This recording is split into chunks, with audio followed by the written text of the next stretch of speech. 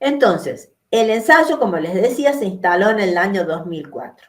Todas las parcelas comprendían 35 árboles. Teníamos que tener algo, todas las parcelas tenían que tener algo en común. Entonces, ya sean las de 250 o las de 700, todas tenían 35 árboles, de manera tal que la superficie de la parcela fue distinta, para los 250 que para los 500, que para los 750 árboles por hectárea, ¿no? Y además todos los árboles se podaron hasta 6 metros de altura y se cercaron, las parcelas se cercaron con alambrado, porque era una zona donde había pastoreo del ganado, ¿no? Entonces necesitábamos mantener, digamos, permitir el crecimiento del pasto libremente dentro de las parcelas. Luego, dentro de estas parcelas cercadas, definimos nuestra parcela de muestreo de pasto. Estas fueron las parcelas testigo en el pastizal puro. Fíjense entonces que al lado de la plantación, con la misma exposición, pendiente, características del suelo, etcétera, etcétera, se instalaron las 3 repeticiones de parcelas de pasto para hacer las mediciones del pastizal ahí adentro.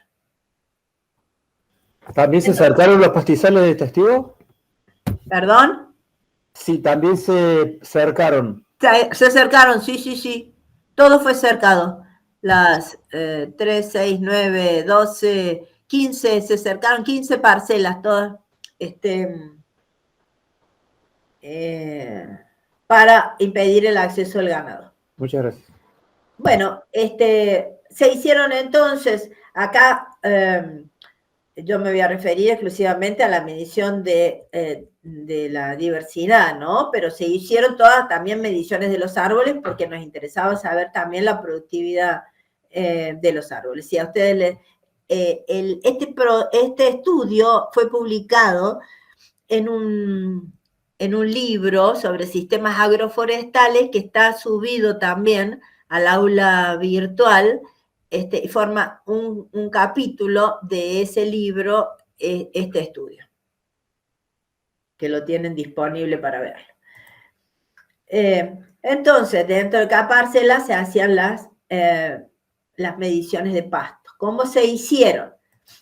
Acá volvemos entonces al tema de la medición de la riqueza y cómo determinar el tamaño de muestras, ¿no?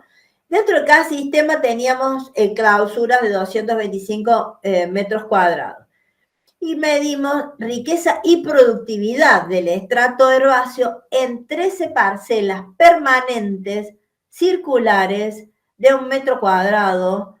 Se midió 2 veces al año, en noviembre y en abril, para incluir tanto las especies invernales, que son las C3, como las estivales C4.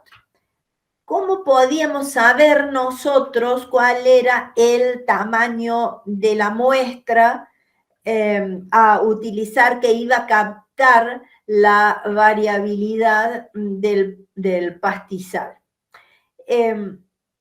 Debimos hacer estudios con el profesor, nos ayudó un estadístico de la cátedra de estadística, el doctor Walter Robledo, nuestro ex ministro de Ciencia y Técnica.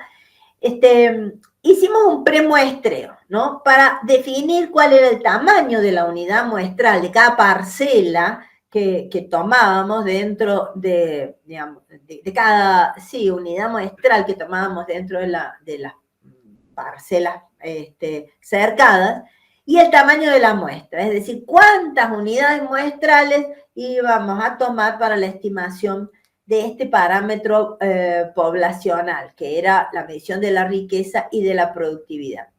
Entonces nos fuimos, ¿qué es lo que se usa generalmente para medir pasto, para medir productividad de pasto? ¿Alguien ha medido productividad de pasto?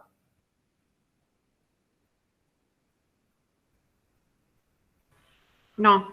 Bueno, No, no. se usan marcos de 50 por 50, marcos de hierro de 50 por 50 que se colocan, eso lo van a ver a campo, para hacer inventarios, para hacer muestreo de pasto, los colocan a campo. Eso es lo que se usa normalmente, ¿no? Entonces fuimos con esos marcos y tomamos transectas al azar en las zonas de trabajo, y entonces fuimos tomando parcelas, 5 parcelas, 11, 16, hasta 22, de 22 veces apoyamos el marco, cortamos el pasto y lo pesamos. Llevamos una balanza a campo y pesamos la materia fresca, ¿no? Y vimos, fíjense, y medimos el coeficiente de variación. Vimos que subía el coeficiente de variación a medida que aumentamos el número de muestras, y luego se estabilizaba, pero más o menos ¿a qué valor se estabilizaba? Al de un coeficiente de variación de más o menos 120, lo cual era inaceptable. Digamos, el coeficiente de variación, ustedes saben que es la relación entre la desviación estándar y la media de una población. Era más alta la desviación estándar con respecto a la media que la media misma. Entonces, realmente, por más que nosotros siguiéramos aumentando el número de muestras, de veces que tomamos, iba a quedar más o menos a esta altura, que era un coeficiente de variación muy alto. ¿Y esto por qué ocurría en realidad? Porque lo que estábamos midiendo en realidad era productividad, era biomasa, materia seca. Era porque nos encontrábamos, en el pastizal, para el que conoce las sierras de Córdoba, saben que hay, por ejemplo, matas muy grandes de festuca y hieronimi en las zonas altas. Festuca son matas inmensas que cada una puede pesar 200 gramos, 300 gramos, paspalum, inmensa, y después al lado de otras matitas mucho más pequeñas. Entonces, si nuestro marco caía sobre una de esas matas, nos daba 250 gramos, y si caía en otra zona donde no estaba la mata, nos daba 20, 30, 15 gramos. Entonces, había una altísima diversidad que no estábamos captando con este marco de 1/4 de metro cuadrado. Entonces, lo que vimos es que para bajar el coeficiente de variación, lo que teníamos que hacer era aumentar el tamaño del marco, el tamaño de la unidad muestral. Entonces, con esas dos cosas ustedes juegan, con el tamaño de la unidad muestral y con la cantidad de unidades muestrales que aplican. Para captar, necesitamos captar la variabilidad del ambiente. Entonces, llegamos al mayor tamaño de unidad muestral que se puede manejar en el campo, más o menos, que no resultaba tan difícil para cortar el material, que era un aro de 1 metro de diámetro. Entonces nos fuimos con un aro de 1 metro de diámetro y lo fuimos aplicando a lo largo de una transecta. Hicimos 18 parcelas, fuimos tomando muestras en 18 parcelas de prueba, y fíjense, entonces sube durante las primeras parcelas, acá está la 10, acá empieza a bajar y pareciera como que se estabiliza el coeficiente de variación entre 65 y 75. La desviación estándar respecto de la media. No es lo ideal, en realidad, 65, 75, pero era lo mejor que podíamos obtener con un aro que teníamos que trasladar de un lugar al otro en medio del pastizal. Entonces, lo que elegimos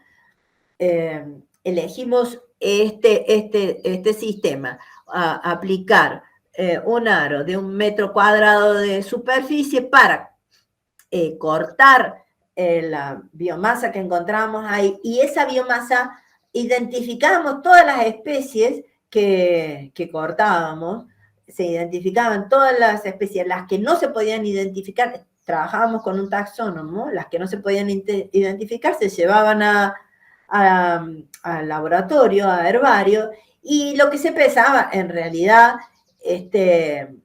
ya en el ensayo, no en el premuestreo, sino en el muestreo, era materia seca, no se comparaba materia fresca. Todas las parcelas se embolsaban y se llevaban al laboratorio porque lo que se comparaba era materia seca. La materia fresca puede servir, llevarnos una balanza a campo, puede servir para justamente este tipo de determinaciones, pero no es muy comparable al momento de una publicación. Entonces, ¿con qué nos quedamos? Con 13 parcelas permanentes circulares de 1 metro cuadrado. ¿Y cómo las tomamos? En 2 diagonales dentro de nuestra parcela mayor, donde estaban los árboles, en 2 diagonales. Siempre en el mismo sentido, tratando de que fuera siempre en el mismo sentido, cruzadas en forma perpendicular, y tomábamos estas 13 parcelas permanentes. Entonces, ¿qué obtuvimos solamente evaluando la riqueza? Encontramos en el 2008, luego de 4 años, nosotros fuimos medimos en el, ¿qué hacíamos? En el 2004 medimos todo, dejamos marcada, porque eran parcelas permanentes, dejamos marcado el centro de parcela. Una vez que cortábamos el material y veíamos lo que había, cortábamos con motoguadaña en la zona de la parcela, para luego queríamos medir productividad anual nosotros, además de riqueza. Entonces, al año siguiente volvíamos a medir y cortábamos, digamos, 2 veces al año, porque lo hacíamos en el verano y en el invierno, ¿no?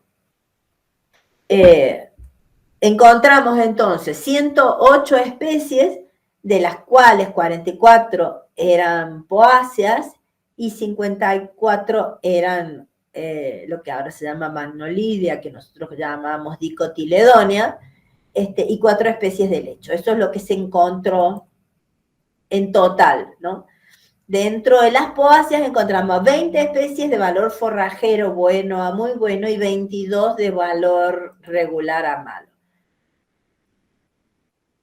Pero encontramos coincidentemente, digamos, curiosamente para nosotros, mayor diversidad de especies de hoja ancha sin valor forrajero que de poáceas en todos los años y en todos los tratamientos. En un pastizal, que ustedes vieron cómo se veía ese pastizal, era pastizal, pero en realidad encontramos mayor diversidad, mayor riqueza de especies dicotiledóneas que de poáceas. Y lo que observamos es que luego del raleo, ¿no?, la riqueza de poáceas de los sistemas con árboles aumentó con los años, digamos. Luego del raleo, nosotros en un principio medimos y tenía tanta riqueza. A medida que fueron pasando los años, aumentó la riqueza de poáceas, igualando a la del pastizal, fíjense, ¿no? Es decir, que el raleo, la presencia de los árboles, lo que había hecho fue impactar sobre la riqueza. Cuando nosotros raleamos, entonces comenzó a recuperarse la riqueza. Mientras que las magnolidias del pastizal, las que había afuera, disminuyó al 4º año, igualando a los sistemas con árboles. Recuerden que el primer año, luego del corte, se produce también una explosión. ¿Por qué se produce una explosión al primer año? Porque todas estas Festuca hieronimi o las estipas, grandes matas, al estar cortando, entonces se instalan pequeñas dicotiledonias, la que más se instalan y a cielo abierto principalmente son dicotiledonias. Pero luego cuando pasa un poco el efecto de ese corte, se igualan con los sistemas con árboles.